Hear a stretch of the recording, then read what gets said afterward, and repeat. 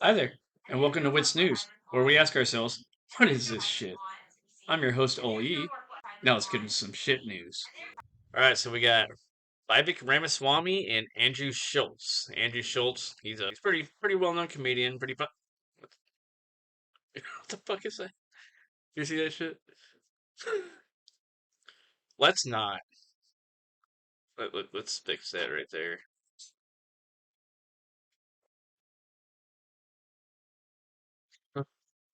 Let's just fix that right up there. Joink. Goodbye. I don't think so. That's better. All right, so we got Andrew Schultz here, and we got Vivek Ramaswamy, and he's just doing laps. I mean, this guy, he's already he's already endorsed Trump, and we're hoping, I'm hoping that he's going to be jumping on the vice presidency, the VP train, but we'll see what happens. But I've always liked this guy. He seems to be out of the actual presidency race. But Andrew Schultz here, pretty funny guy. I've always enjoyed his comedies. He's little left leaning. I don't want to say he's left leaning. He's kind of an old school Democrat, kind of like I thought I used to be. Back before old Debbie Schultz and the DNC robbed Bernie of his 2016. Right before I became a Trump supporter. Whatever. But so this is a giddy. This is a giddy. I watched about 2 hours of it. It's 2.5 hours. I'll probably watch the rest of it later. I'll probably do a couple little skits off this because good stuff here. So we'll listen to about the first half hour of it in this video, and maybe we'll do another one later.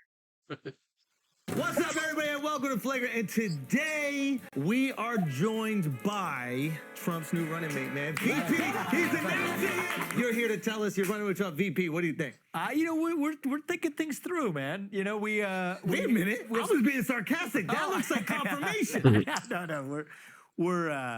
I'm going to see him tonight. Really? We're just at a rally to support him. Can he be the great uniter that we've been looking for? Let's see. Okay. And I love you know, that you you tell said you the we're truth. thinking things through. Like this is a mutual decision. I really like that. I mean, That's my, great. my view is whatever role somebody takes on. So I've run companies, and one of the things I've learned is when you hire people, you got to make sure that everybody is swimming in the same direction. It's not one person's fault or another person's fault. Yeah. But if you have, if you got daylight between you, even if a company or an enterprise or whatever you're building, you don't want to figure that out years in. Gotcha. It's good to figure that out. So you guys have synergy because he We have did synergy. I think we're definitely in for the same mission of saving the country. overall mission. And the role that each of us plays, the role he's going to play is the next president, and the role I'm going to play, whether it's inside government or outside government, we're going to figure it out. Now he did deliver a headshot before the primary, I mean, we're competing, man. We're. but you were loving him. I was loving the country, and that's what I've been loving the whole time. Now he didn't like some things I said about him. Like what? What'd you say? Well, I think it Talk was that shit. Show him that size 14, bro. I didn't know. That got a size 14. Yeah. That's a well-built Indian, right? That's right. I never lived up on the height. I was getting right there at about 6 feet flat, and that was not that what a stopped. size 14 predicts. Okay, but tell us. Okay, so he delivers this shot. He said that there are some things that you didn't, that he didn't like. Yeah, that I mean, you it was said. a primary. We're running against each other, and so I play to win, and so we all play to win. But I respect. I've said it every step, and I meant it. I respect his legacy and what he did for the country. Okay. He kept us out of war, and he grew the economy. Okay. I think those are two of the most important things a president can do. Yeah. He also rolled over the log of the deep state, right? And we I saw can't what wait crawled out. I need to learn about the DC. I want to get into all. We this. can get into all of that It's stuff. part of my notes. And It's part of my notes. so I said, one of my things is in the campaign is he rolled over that log and we saw what crawled out. Mm-hmm. I'm bringing the pesticide. And that was my view. Is you have So to you want to get in take there. out the deep state? You actually want to just Who is spraying the it down. Deep state? Give me a name. It's not. You're missing the point if you're asking the question. It's a system. It's That a was system. some good It's a political machine. shit you just did right there. It's a machine. It's the Motherfucker's truth. nice. Imagine in one of your companies, like Yeah. you asked the people at the company, like you own the company, and Yeah. you're talking to your CEO, and you're like, "Who is the problem source in this company?" And then somebody said back to you, they're like, It's the machine. If you're asking a question, you don't even know the answer. I would need to listen know, to is it. it Nancy Pelosi? I would listen to it. She's a cog. She's a cog. God. What was the one song? Welcome, my son. Welcome to the machine. Pink Floyd or something like that. cog. These are all cogs in a deep. Give me some cogs. I want to know about the cogs. Are you a cog in the machine? I'd like to think not. But And I'm not right now. But if you get in there for 8 years, maybe you become one. And then it's time to get the hell out, actually. So that's my view is get in there, do your service, get out. Know when to drop the mic. And I think it takes fresh blood to do it. I think you get to be an outsider, a solid outsider, like a true outsider once. And so that was my whole premise in this race is I'm going to take the America First agenda to the next level, reach the next generation while doing it, forget the Republicans, forget the Democrats, build a movement that's founded on two basic ideas. I think these are not particularly partisan ideas. I think they're rather obvious, but apparently they're controversial today. The people who we elect to run the government should be the ones who actually run the government. That's number one, not unelected bureaucrats. So whoever it is, agree, disagree with me, partisan, black, white, doesn't matter. The people we elect to run the government should run the government. And the moral duty that they owe is to the citizens of this nation, not another one. boom, there we go. That's it. That's the whole premise. And so the fact that that was as controversial as it came out to be in this race, I think revealed a lot about where we are as a country and gives me a redoubled sense of purpose to, if it's not going to be as the next president, which is how I hoped to make a positive difference in this country, I'm going to find what the next best way is. Maybe VP. Do you think you're too qualified to be VP? I don't know that. I mean, usually I don't VPs see things as like a hierarchy. Like president number one, VP. And I don't know that VP. Imagine it's a caste system. Like Speaking VP. Do you think you're too qualified to be VP? I don't know that. I mean, usually I don't see things as like a hierarchy. Like president number one, VP. And I don't know that VP. Imagine it's a caste system. Like speaking to familiar concepts.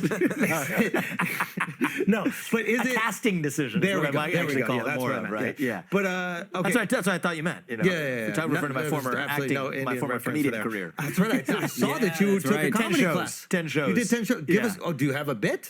They were not very good. No, but we would love to hear a premise. About 7-8 years. What was the premise? The premise. The thing is, the premise was just based on exaggerated versions of my life, right? And so there were.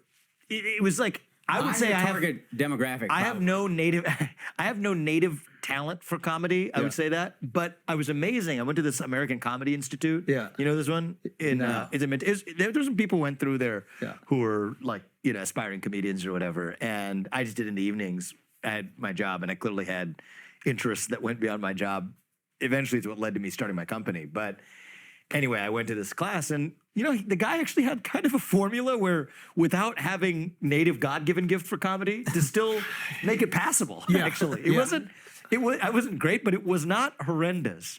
And the thing he told me was, and this is how it actually led me, and I owe him gratitude because it's what led me to found my first company. He said, take a notebook, wherever. Like, this is an exception that I don't have it with me right now. I've kept it a decade later. Still do it. Take a notebook everywhere you go. Anytime something annoys the hell out of you, write it down. How many notes are about black people? Okay, that's racist. I self-censor. Sorry.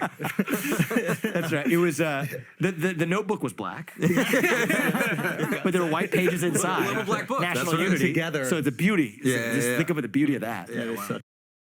See how he flipped that around real quick? Right back at him. Black man and white is beauty. We try to catch him there a little bit.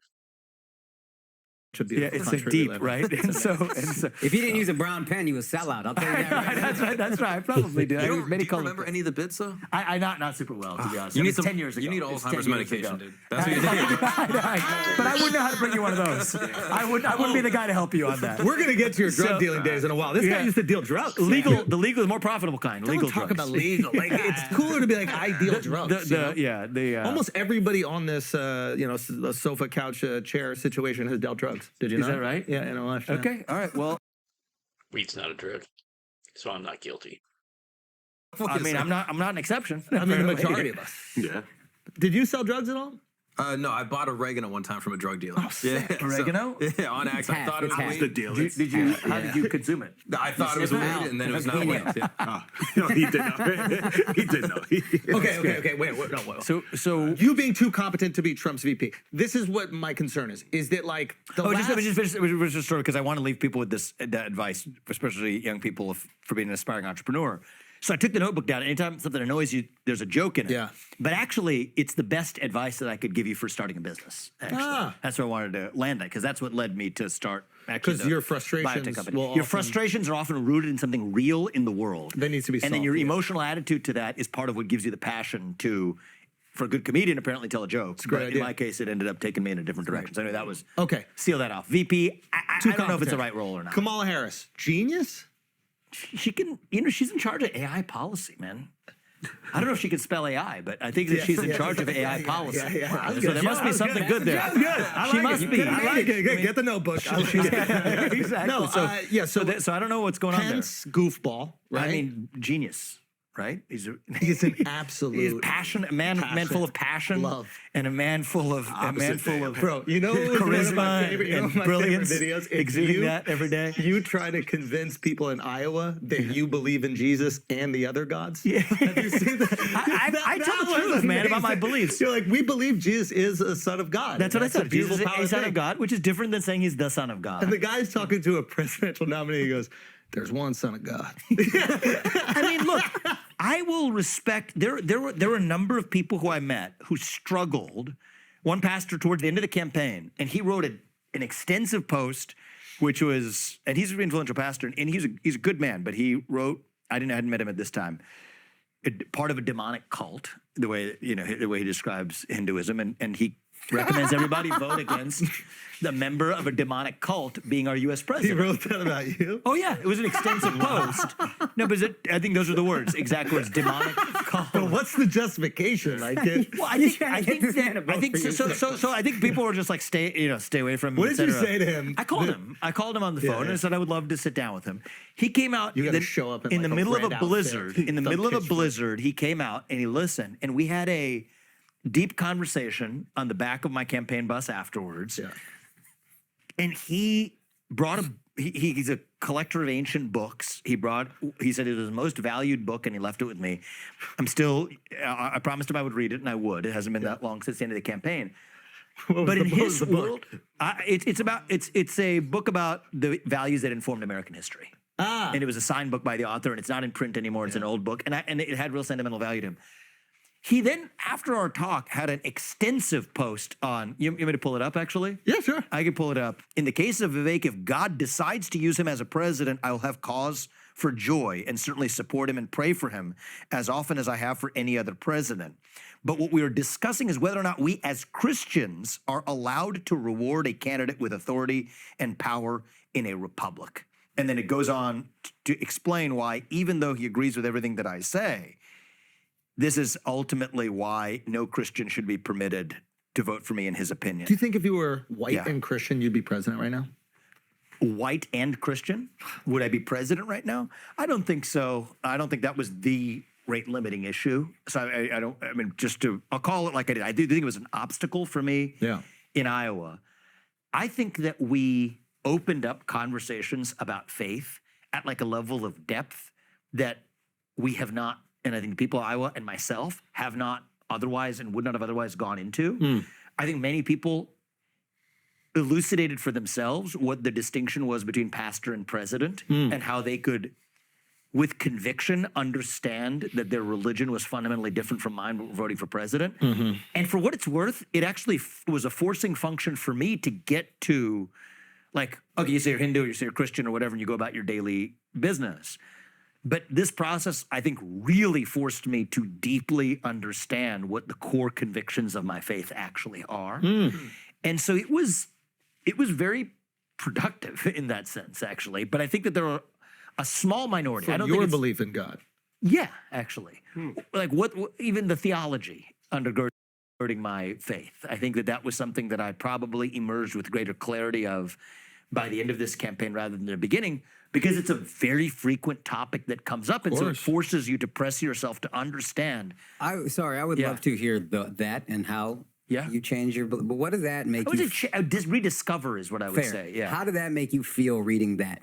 Like, this is a guy whose vote you want. Yeah. He's going at you for your faith, and then the end of it is masterful, all positive qualities. Yeah. I still will That was actually the beginning of it. I will never, and no one of my faith should ever vote for this man. How does that, fuck the right answer. How does that make you feel?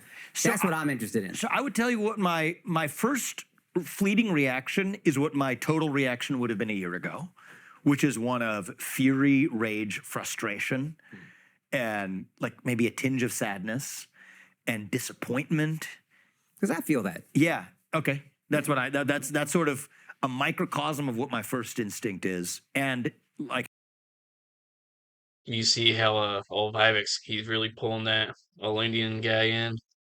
Indian, I don't know if he's Indian, but he's typically kind of you know, he's kind of typically favored the woke ideology side of things.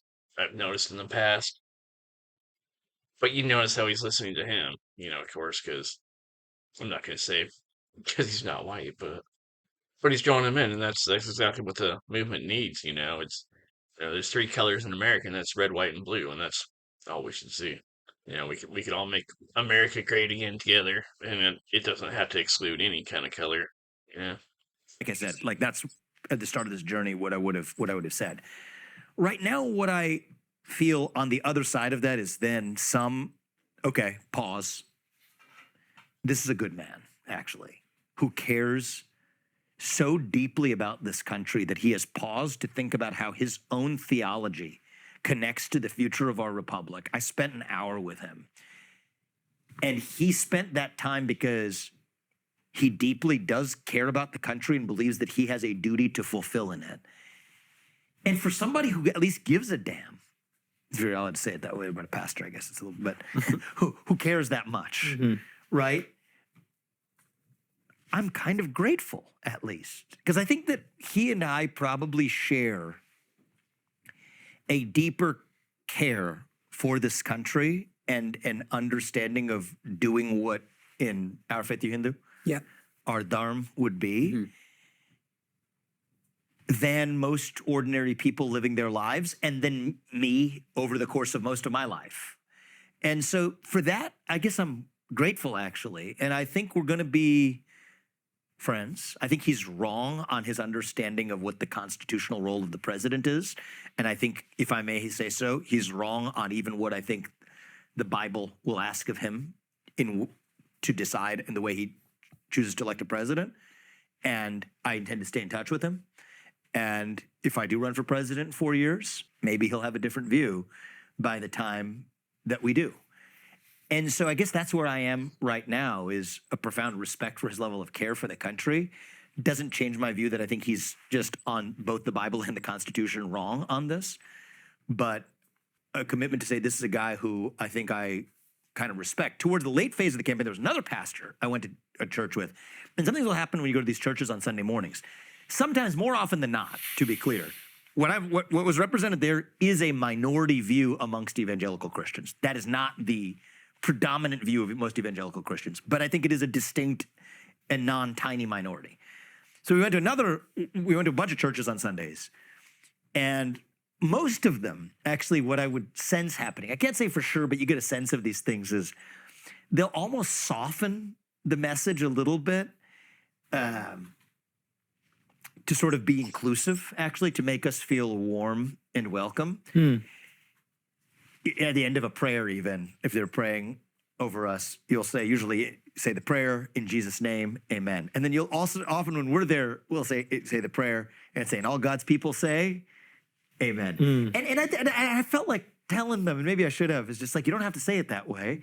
If you end your prayer with saying in Jesus' name, say in Jesus' name, because that's what is most heartfelt to you. But occasionally, we would actually get somebody who also takes notice of who we are and wants to send a message to everybody else who's in that congregation. And so we went to one where it was probably the most pointed sermon that I have heard. But he went to draw and parse every distinction between, for those of you here who think that you need to understand the philosophy of Christ, and that philosophy is what speaks to you, and that's what you want to take away from today, you're missing the point. Christ is the way. He's not a path. He is the path. And he said, he gave.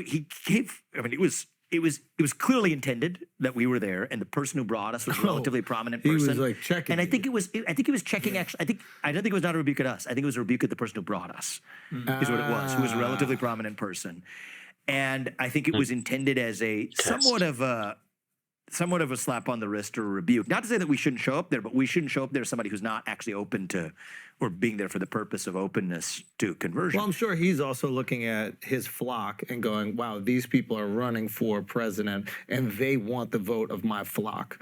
And me endorsing this man exactly. is telling all these But I respect this man. But then he started, and once he got warmed up, then it wasn't even on us. He was just going Shots scorched fired. earth. So he said, a few weeks ago, I gave a sermon. And I forget which passage it was, but it told the story. And there's a gentleman who came up. He said, it was my first time in church in a long time. He had tears in his eyes. And I said, oh, well, thank you for coming. And he said, no, Pastor, I just want to say thank you. You've opened up something in my heart that I previously did not have. I haven't been to church in a long time. You brought tears to my eyes. And I want to say thank you for that. And he said, well, what did you take away from the teaching? And the man said, I'm still processing it, but I can just tell you the feeling that I have is one of gratitude. And the pastor's speaking in the sermon. He says, well, I just looked him in the eye and said, I think you might have just liked the band. And it was just like, it's after he's just delivered kind of a scorched, scathing. He was touched by the music. I forgot his name. But but he was, it was I think we brought it out in him. Sometimes there's a situation and you awaken your inner beast. Yeah. I think that was just, he was just going line by line of people from the congregation come to him with these lines, and he would just be ripping them to shreds because people miss what the actual ultimate point is that there is one path. Black dude? To God. No, he's white. White guy. Not that many black pastors in Iowa. There was one. I don't know if you've been to Iowa.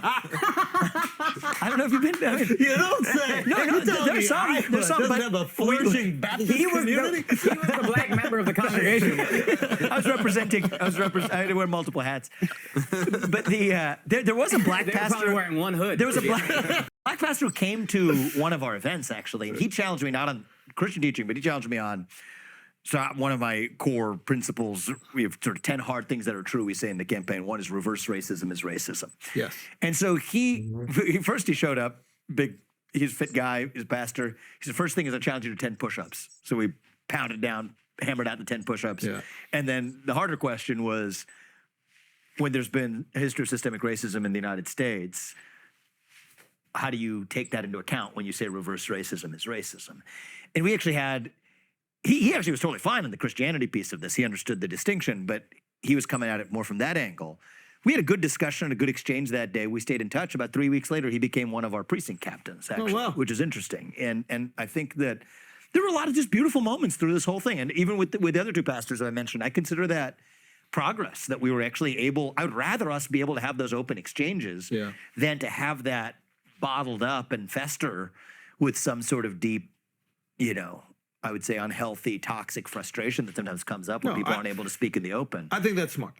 Now, here's a question that I think everybody wants to know. Why does everyone hate Nikki Haley so much? Does everyone hate Nikki? It seems like everyone loves. Oh my God. The corporate press loves Nikki Haley. You mean Nikita Haley? Yeah. Is that her real name? Nikita? It's Namrata. Namrata. Yeah. He just wanted to say that other N-word. Found a way to sneak it in, this motherfucker. And he almost made me say it. She's Namrata. Set up. Yeah. Yeah. Okay, She but can go with a normal. Namrata Randwa Haley. Yes, sir. Namrata. And she calls me Vivek. So she fucks it up on purpose. I think 1,000%. Dude. I think that it's almost. I don't know that she thinks of it as doing it on purpose, but it's almost native and hardwired to who she is. That it's exactly how. Does she know what fucking caste you are, dude? Does she know you're a fucking Brahmin? The thing is, it doesn't make it. It's for her. There's She's one. not Hindu for the There's record. one She was currency that matters, converted. which is power, personal power, and do So she whatever thinks it she takes. has just insane lust for power. Insane lust for power. And yeah. she is tied to the corporate interests. Is that what the I would greatest say. criticism is? I would say that it's not specific to her, right? It could apply to Dick Cheney. You could apply it to anyone of a certain breed of Republican, or anyone in the neoliberal kind of fashion of Democrat too, of the last 25 years. Is whatever it takes to accumulate an added ounce of money and power is what we're going to do. Use an ideology as a vector to do it, to project American power, which actually is a philosophy that creates American weakness in the name of creating an illusion of power. and we're going to fight foreign wars, and we're going to create a domestic surveillance state as a consequence. And you could put a D at the end of it, or you could put an R at the end of it. But it's the same philosophy hiding on the front. And that's what she represents. And so I think what's going on in the Republican Party right now is there's an ideological fissure about what this party is. I mean, what does it mean to be Republican? It's kind of a meaningless term, really. It's Biden bad is the closest thing the Republican Party's had to an agenda in the last few years. Biden bad, Trump good. Yeah, I mean, It's pretty much. but Biden bad, winner good. what do we? Our team good. What do we stand for? And so, I think we should stand for the two basic ideas I said at the beginning. The people who elect to run the government should run the government. They owe a moral duty to the citizens of this nation. Not another one. Simple. Two simple ideas. But I think there's an alternative view that says it's the job of the U.S. to be the global hegemon. That's the global police state keeper. And in order to do that, we have to have a federal police state at home that requires under the table violations of your constitutional rights. And if that means tying your social media accounts to your government issued ID as a mandate to use the internet, which is a policy she's advocated for, that's what it takes. And so the post 9/11 Dick Cheney, George Bush, Patriot Act, Iraq War, fuming Republicans have created a modern avatar. It's called Nikki Haley. Right. And they're trying to reclaim this thing known as the Republican Party. And then there's an alternative vision that says it's what I would call kind of a libertarian nationalist vision. I think I'm the only person to use that term, but that's how I would describe my view of the world, to say that the way of the future is one of guaranteeing at all costs our constitutionally enshrined freedoms and to take care of the citizens of this country. So in the Nikki process. represents traditional conservative. I wouldn't even call it conservative, because conservative can mean so many things. Let's find the right word. The machine. Fucking dark in here. I think it's about to rain. That's a little better. I mean, I think represents- the is fancy she word for this would be deep state? neoconservative. But is she deep state? She's a product of the deep state. She's product of deep state. She's a product. Biden is also product of deep Yeah, state. I would say so. So They're essentially, puppets of the deep yeah, state, okay, yeah. that's a great way to look at it, because it feels as if, for the average person, that Biden is being run, right? He is being run. He's being run. That's Yeah. what the average person, but we don't know what really that means. Who runs him? Do you have names of people who run him? It's just, it comes back to this, man. It's the machine. You could But what's you could the pick, machine? You Like- could pick your Susan Rices or the Hillary Clintons or the Barack Obamas, but it doesn't matter.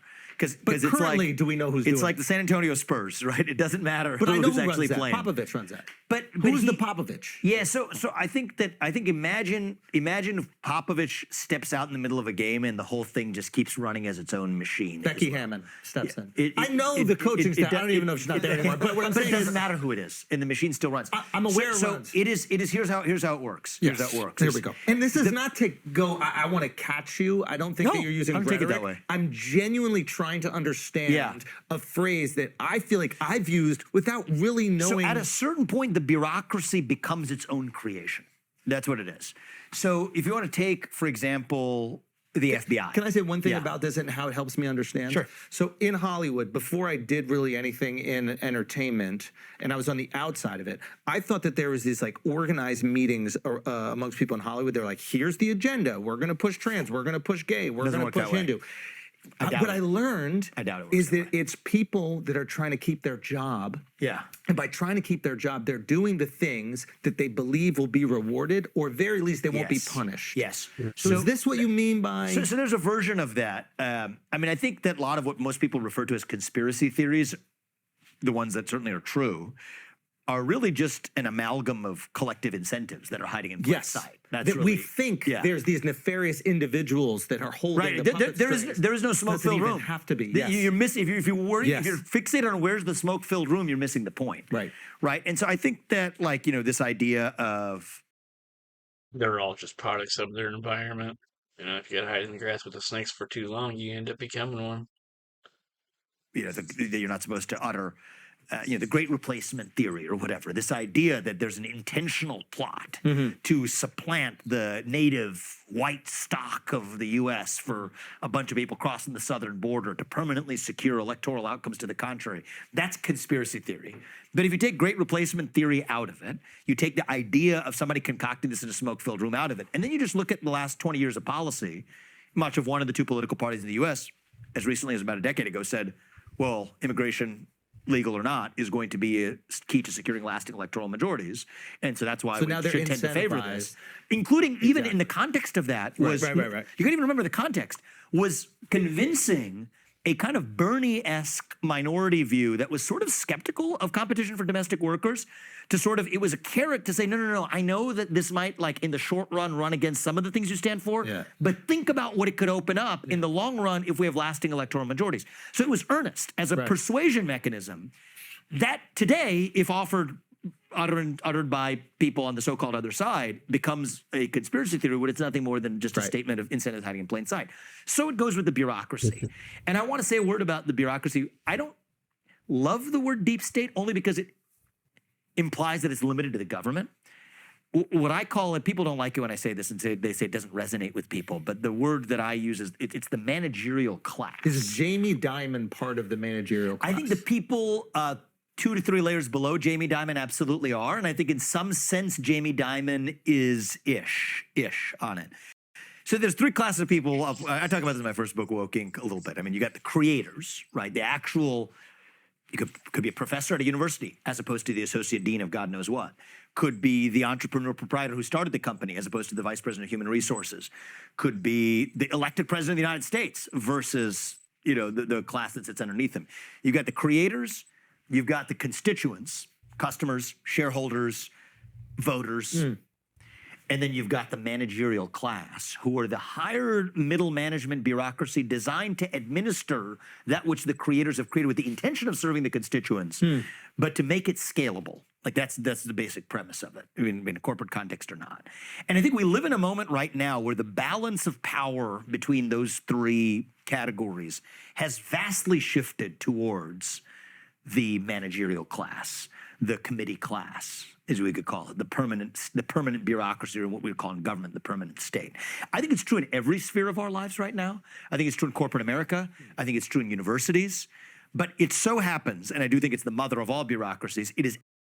Reminds me of every job I've ever worked in, every warehouse I've ever worked in, and it was always like us, you know, us laborers and workers. You know, I was always a forklift driver and loading trucks and all this and that, and then you had the supervisors and all these fools, and which I never really, you know, I usually cut right through them and went straight to the bosses. Bosses always loved me. The supervisors and shit never really liked me because I made them look bad because my productivity was always twice as much as whatever any of those supervisors could produce. So the bosses loved me. Meanwhile, all the supervisors and the managers and all that shit, you know, they didn't really like me too much because I made them look bad. But it's kind of like the same thing, you know. Fucking middlemen. Worthless fucking middlemen. Absolutely true in the government, that the people who we elect have almost nothing to do with what actually impacts most people's everyday lives compared to the permanent machine that sits under it and is fundamentally agnostic to the political party of who's on top, as long as they're going to keep the party going.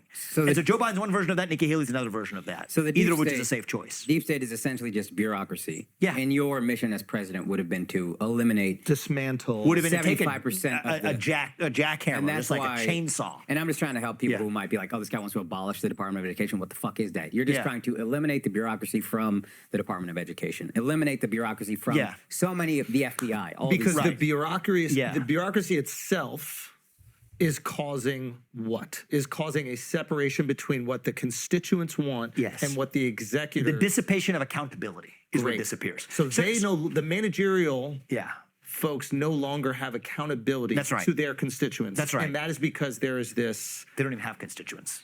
That's the thing. They don't even have constituents. So I'll give it to you in a corporate context so we can depoliticize it, then we can bring it back to politics.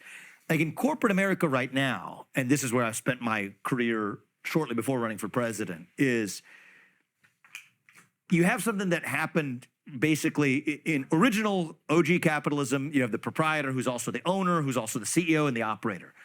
Then it all comes down to a question of scale. So the question is, we couldn't scale that without hiring professional management so that the owner can do other things and create new things, or whatever the owner wants to do. And so he hires the CEO and the CFO, et cetera. And so there was, like in business school, I don't know if any of you have background, doesn't matter, but if you go to business school, one of the things they'll teach you about is the separation of ownership and control. So that was like one of the original sins kind of thing, where the owner is no longer the person who exercises control, and that creates what they call a principal-agent problem. So the principal is the owner, the agent is the hired hand, and then like all of modern corporate law and business theory and securities law is designed to basically address that gap. So they have these things called fiduciary duties that the CEO will owe to the owner, but eventually they start behaving badly in a way that just flies around private jets at the owner's expense and claim that it's a business need. And then that's where the private equity industry was actually born in the 1980s, designed to sort of say, okay, well, we're going to retake ownership and clean house. And that was like where the Henry Kravises and the Steve Schwarzmans kind of came from. So that's in the realm of capitalism. Then something else happened in the last 20 years, which is, okay, so they said the shareholders are the ones who have control, but the managerial class, having not taken it over at the level of the corporation, went to the direction of the shareholders themselves. They started to pretend to be the shareholders in the guise of firms like BlackRock and State Street or Vanguard or whatever that aggregate, I don't know if these words mean anything to you. Okay. I mean, aggregate probably most of your money directly or indirectly, 401k accounts, pension funds, et cetera, to say that, okay, we are the shareholders, but we're representing other people's money, and so we're going to have you adopt policies that actually are in our own interest. Not the shareholders. Not the actual shareholders who are the capital But since owners. we're the shareholders because we're holding their money. We're holding the stock, exactly. So you're using, so let's say you're BlackRock, and let's say you're two retirees. You give your money over to BlackRock. BlackRock buys shares in, I don't know, Apple. Sure. Actually, that's a good example to use because there was a specific Now case they're with using Apple. that leverage on Apple to And they're do using what they want. Specifically on Apple and BlackRock, this is a real life story in 2022, voted for racial equity audits at Apple, which Apple initially said hell no to. Yeah. But they said, no, we're going to vote for it. And then back in the old school version, if the CEO was pushing that kind of philosophy, the shareholders would say, no, you're the agent. You're held I'm the accountable. principal and you have a fiduciary duty to me. Yeah. But it's always a cat and mouse game. But now it's gone to the shareholders and they're like, no, we are the shareholders. And we're telling you that you need to adopt this policy. BlackRock in this right? one, yes. Because today, if you go to the SEC's website and see who are the shareholders of Apple, Yes. they're going to be number 1 or 2 or 3 on the This list. is really interesting. And so it's always this cat and mouse game where the managerial class is always about getting one heads up. So there's a whole private sector version of this, and 2 of my 3 books are about this stuff, and we could go on for days about it. So to kind of put it in like street terms, I would say, say you're a junkie, you're a crackhead or something. You know what? You could even just be a weed smoker or something, right?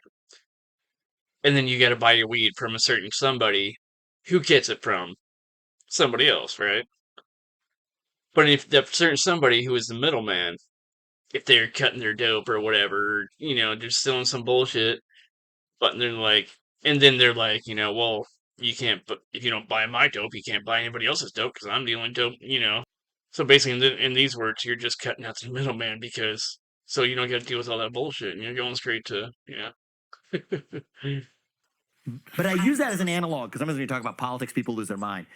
There's something similar going on, and I think of even greater import in the government, where there's a cat and mouse game between the elected representatives who, say what you will, still have to go back to their constituents every couple of years. Yes. Every 2, 4, or 6 years, depending on Congress, President, or Senate. Yes.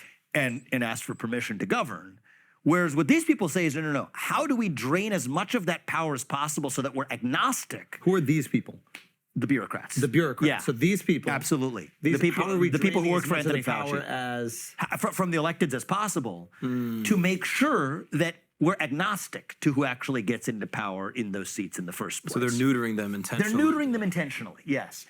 It depends how much detail you want to go into, but I can even tell you all some the detail. This is very important because I think a lot of your ideas, when explained in this way, are incredibly digestible. And The that's problem why is you cable said- TV's 30-second hits And- or Well, 2.5 hold minute on hits. 1 second. That's Yeah. the game, though. That is the game. You know what and I I've mean? learned this, and so I got to get good at that. I've Or get better at that. We talked about Bernie, for example. Like I remember when Bernie was going up against Trump, and there was this real issue where I think like American voters really wanted it to be Bernie versus Trump, and I think that they were so disillusioned with That would have been a good race. And That would have been a useful race for the country, actually. I've like. And I said it was like, the Democrats stole it from Bernie with the whatever. But here's the reality. That's the system that he was operating within and hasn't tried to change.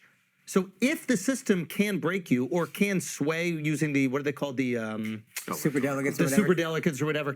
That's the system that and if you're not breaking that system, if you're using that system, that is. You become a product of it eventually. Exactly. Now, bring a so if it's- jackhammer, get the hell out. Of Drop course, the mic but and if get it's the hell 30 seconds, Yeah. a bite on MSNBC, this is another problem with the bureaucracy. You could even argue that is impossible to describe an issue that is this inundated with bullshit in 30 seconds. Well, so True. the people don't even know where the disconnect is between them and their I'm representatives. sorry, but I'm gonna.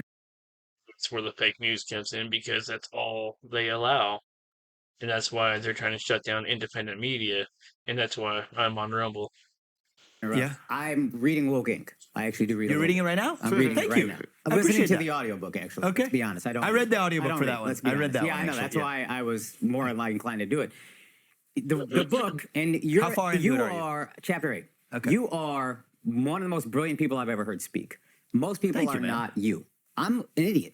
I'm listening to your about book, that, dude. and I'm not. A lot of this, I'm just struggling to keep up as you're even speaking now. But I'm reading Woke Inc., and you take this kind of wokeonomics philosophy and you make that the boogeyman of corporate America. And I'm just an idiot who's listening to you. And I'm like, well, corporations, and you acknowledge it a little bit. You're like, look, corporations they were corrupt before, but this is the problem. This wokeonomics is what's ruining the country. And it's like, no, the country been fucked. Again, I'm talking like an idiot. Okay. I think the issue, if you had made this about how bureaucracy ruins government, even outside of, if you make it Woke Inc. and then you make the whole boogeyman, You're framing it as wokeness. Yeah. At the same time, I wonder if, well, are you guys listening to him because of the color of his skin? Because he's basically saying the same kind of shit that Trump said 10 years ago. But y'all didn't want to listen to him. He talks fast, but he's talking the same shit Trump's always talked. They're just listening to him. But, if this is the path to freedom, then this is, listen up, please. When the problem isn't just You haven't heard me talk wokeness. a ton about that in the last year for a reason. So one is just to bring you context. One thing I tell people about Woke Inc. is, first of all, I probably the 3 books I wrote, most proud of that one just because it took more of an effort versus the next 2, you already got your flow going. But I agree with about 95% of what's in there. That's the first thing I will say. I've written 2 books since then, and some of those have evolved from certain of my micro views. But the other thing I will say is that was just a product of my latest experience. I was a biotech CEO, the story I think I tell towards the start of the book. Yeah. And there's a demand that I make a statement on behalf of BLM. I refused to do it. 6 months later, I write an op-ed in the Wall Street Journal with a former law professor, and then multiple advisors from my company are resigning. What the hell is going on? And actually, the corporate America was in a different and weird place in 2020 than it is today. So I don't mean to be defensive, but I don't believe I said that, this is really the threat to American future Maybe you existence. didn't. I'm dumb. Most people are dumb. But it That's was how I- but it was what landed on my doorstep, right? Yeah. And so that was the thing that moved me to write that book. What I will say is, so when I Hold on, wrote I want Woke Inc. people to digest this. This is interesting because I think a lot of people have looked at that book without even reading it as, oh, he wants to run for president. He's seeing this woke wave going. He's going to write a book about how wokeness is destroying everything, and he's going to use that popularity to run for president. If you actually read the book, what you're describing is you were put in a situation where you could not do your fiduciary responsibility to your shareholders. At least what I felt was the right What answer. you felt because of this. What do you even call this? This like Social pressure. You could call there it was that. there was Social a pressure. social pressure and a philosophy that was Yeah. restricting your ability to run your company to the best. And to be clear, in my case, it was a really mild example of it. So I don't think I've ever overstated that in the case of my company. It was a small shade compared to what was going on in the rest of corporate America. But it opened my eyes that even in that landing on my own doorstep and multiple advisors to my company stepping aside because of my own views that companies should stay out of politics was an eye-opening moment. And I wrote a book about the reflections that came out of that. At the time I titled Woke Inc. and sent it to the publisher, the main criticism that I got, including from people in that world, was that nobody had heard this, not enough people had heard this word woke. So this book is going to fall flat. This was back in 2020 when we named it. That's funny. By the time it came out, a year and a half later, then the actual criticism was this is too controversial and you're weaponizing the word woke. And then if that book were to have come out today, I'm sure the criticism would be that this is banal. Like and you know what? That time they might actually be right. See, if I wrote that book today and it comes out, if somebody else gives me a book that says the same thing Woke Inc. has come out today, I'm like, come on, guys. It's true. Like this is tired. But it wasn't when it came out. It was intended to be read in the moment when it came out, is what I would say. And you could read it now for insight into how I think about things. But it was a product of my own experiences and a product of where I think we were in a particularly weird place in our country.